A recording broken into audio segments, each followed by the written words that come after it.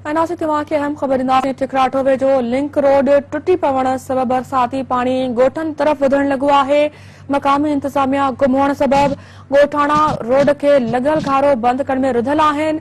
बरसात यूसी रोपर ऐं मुबारकपुर में तबाही मचाए छॾी आहे, जॾहिं त हर तरफ़ पाणी पाणी आहे। अव्हां खे अफ़सोसनाक ख़बर नासिन ॾियूं पिया। टिकराटो वेझो लिंक रोड टुटी पवण सबबि बरसाती पाणी ॻोठनि तरफ़ वधण लॻो आहे। मक़ामी इंतज़ामिया गुम हुअण सबबि ॻोठाणा रोड खे लॻल खारो बंदि करण में रुधल आहिनि। बरसात यूसी रोपर ऐं मुबारकपुर में तबाही मचाए छॾी, जॾहिं त हर तरफ़ पाणी पाणी आहे।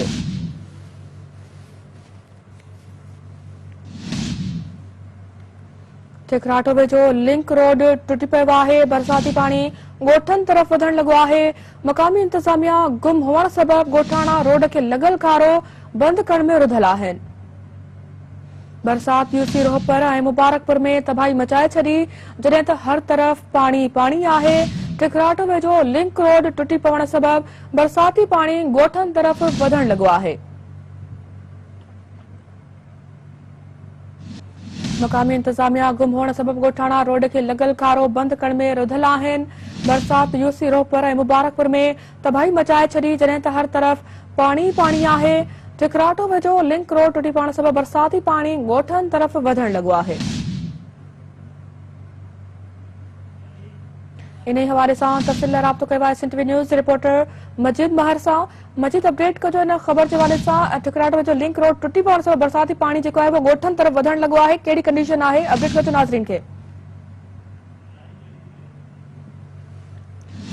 नासिर राब्तो मुनक़ता थी वियो आहे। अव्हां खे अपडेट कयूं पिया टिकराटो खां। टिकराटो वेझो लिंक रोड टुटी पवण सबबि बरसाती पाणी ॻोठनि तरफ़ वधण लॻो आहे।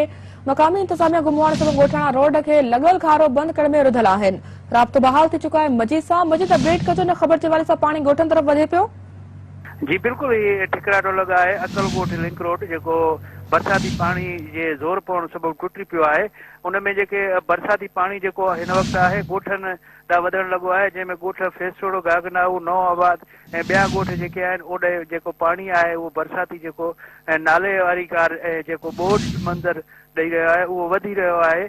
ऐं जेको हितां जी जेको इंतज़ामिया आहे ज़िलई तालके या मक़ामी इंतज़ामिया हिन वक़्तु ताईं ॻोठाणा चई रहिया आहिनि त को बि उन्हनि मञा को ज़ाहिर न थियो आहे। हालांकि जेको तालके एडमिनिस्ट्रेशन ऐं मुख़्तियारकार पनो अकिल आहे ॻोठाणनि उन्हनि खे फ़ोनूं पिणु कयूं आहिनि, पर हू हिन महिल ताईं कंहिंजो फ़ोन अटेंड करण जी बि ज़हमत नथा करे। ऐं जेको ही पाणी जेकॾहिं अञा वधीक हेॾा गुज़रणु लॻो त जेके हेॾे ॻोठ आहिनि ऐं फसल त अॻ में बि बरसाती जेको तबाह आहे, पर जेकॾहिं ही वधीक पाणी हेॾे ॻोठनि ते वधणु लॻो त माण्हुनि जो जानी नुक़सानु थियण जो ख़दशो आहे। जी ठीकु आहे मजीद, वॾी महिरबानी अव्हां जी तफ़सील ॾियण जे लाइ।